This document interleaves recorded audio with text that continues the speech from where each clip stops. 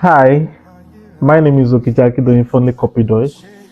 Welcome to my space.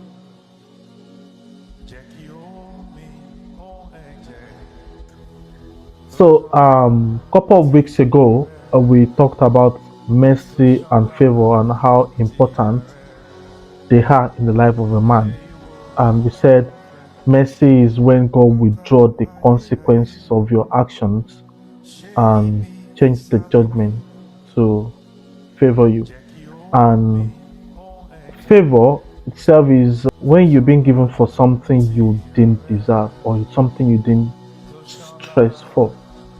So this time we're going to be looking at the topic in form of a story. There's a kingdom called the kingdom of Ajua.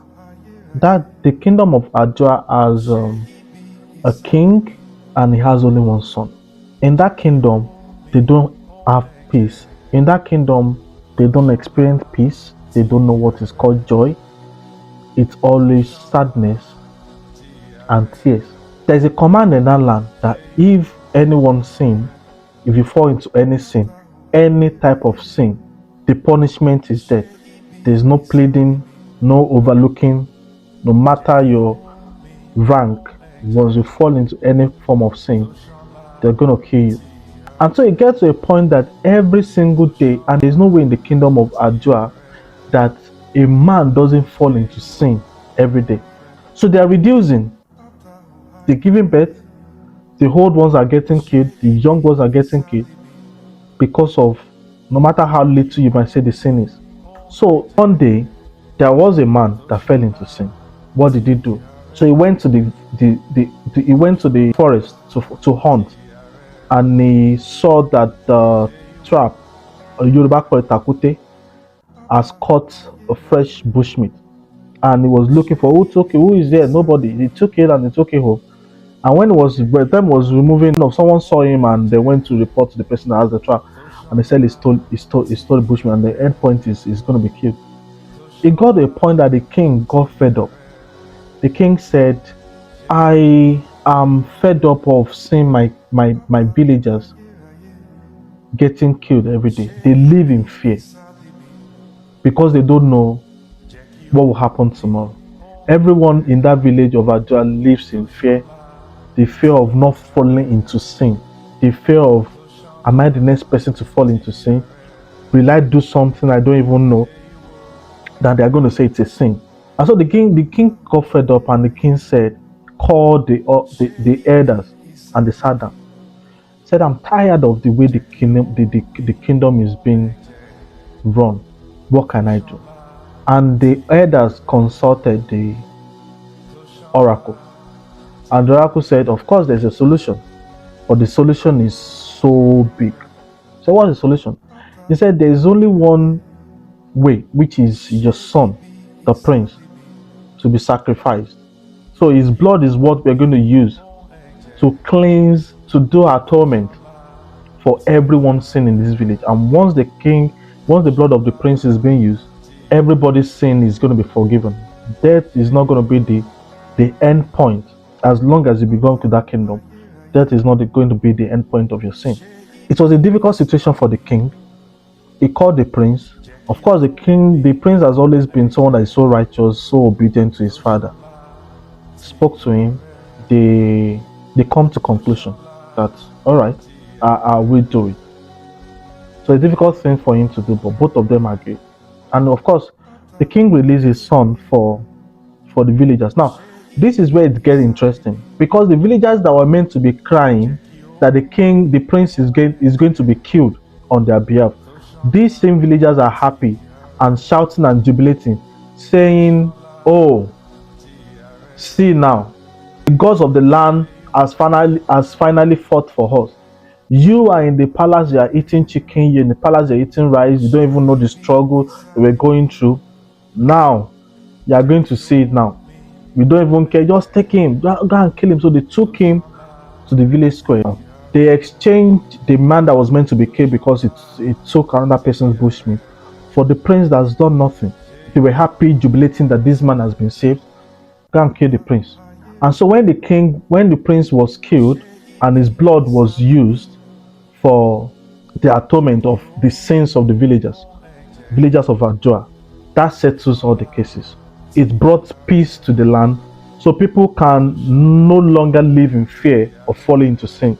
Of course, it's not an opportunity for them to do whatever they want to do, but instant killing because of sin has been removed from their head. They still asking for forgiveness, taking them to the palace, asking siege tribunals, sitting down, and they, a lot of things that the processes which it needs to go to. But then it's not the death of the prince is not an opportunity for them to be lackadaisical or to just free to do whatever they want to do. The peace returned to the land, and they all live in joy, peace, and progress. Mercy. That's what mercy does. A sinner who is meant to be killed received mercy. So the prince is called mercy. He was given another chance to live. Adibi has been killed, his destiny has been cut short. So mercy gives second chance for destiny to be established. If mercy has not spoken, that will have been the end. No future, no story, no transformation. So mercy is more than forgiveness. Mercy is a second chance to life. Jesus is the prince. The king is God. The villagers, we are the one. So Jesus came to die for us. So Jesus is mercy himself. So when they ask you mercy, says Jesus. If it's not for him, we would have been a slave to them. In that village, they were servants of sin, servant to sin, slave to them. So if not because of Christ, we would have become or continue to be a servant to sin and slave to them. Thank God for Jesus. Today we are celebrating the resurrection of life, the mercy of God, the gift of God to man, mercy. To cleanse us of all our sins, as long as you belong to the kingdom, as long as you genuinely come to that kingdom, you become part of the kingdom. When the Lord is with a man, when Jesus enters into the life of a man, his past has become past. His past has no say in his future. His past has no say in his present. Jesus said, I am at the entrance of the door knocking. As long as you open up to him, your past has no say again. James 2 verse 13 TPT says, for judgment is merciless to the one who has shown no mercy, but triumphing mercy overwhelms judgment. Mercy speaks louder than judgment. Even when a sinner deserves punishment, mercy can override the verdict. So your life is not over as long as mercy is speaking. The life of a man is not over as long as mercy is speaking. Favor is an advantage.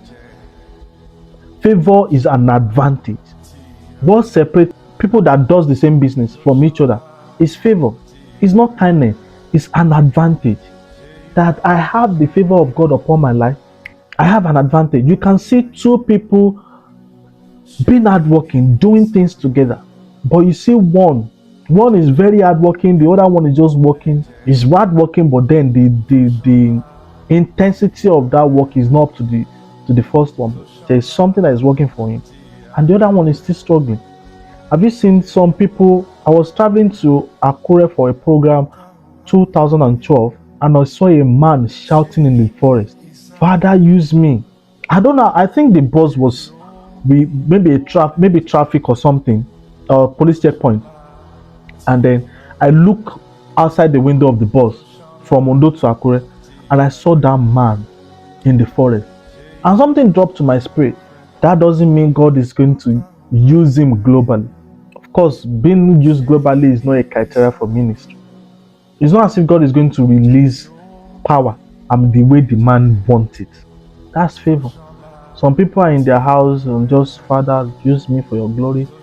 Election of grace, favor.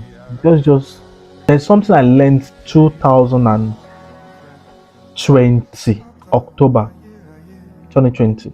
I was with a friend of mine for a brother's wedding in Abeokuta. The name of that my brother is Temidayo. So we were having a prayer walk, and Temidayo said, there's something that you must pray You must always pray that prayer every single day. It's the prayer of mercy. So you open Psalms and we use that Psalms. And since that time, there's no day, no matter how tired I am, no matter how busy I am, no matter how I want to quickly go, wake up and go to work, that prayer of mercy, Father, have mercy upon me as I'm going to work. The mercy that birth favor, the mercy that birth speed, release. Don't leave your house without not praying the prayer of mercy. Every single day, I pray that prayer. So every single day, make sure you pray the prayer of mercy. Mercy, Lord. Mercy that opens door. Mercy that birth favor, that brings speed. But the end point of all is the mercy called Jesus. Don't allow his sacrifice to be in vain. He was killed because of me, because of you, so that we can be a child of God, so that we can stop being a slave to sin, so that we can stop being a servant of sin and a slave to death. The sacrifice of Jesus gave us peace, gave us prosperity, give us second chance to become who God has destined us to be. Don't forget that judgment says end it, but mercy says give him another chance. God bless you. I'll see you next time.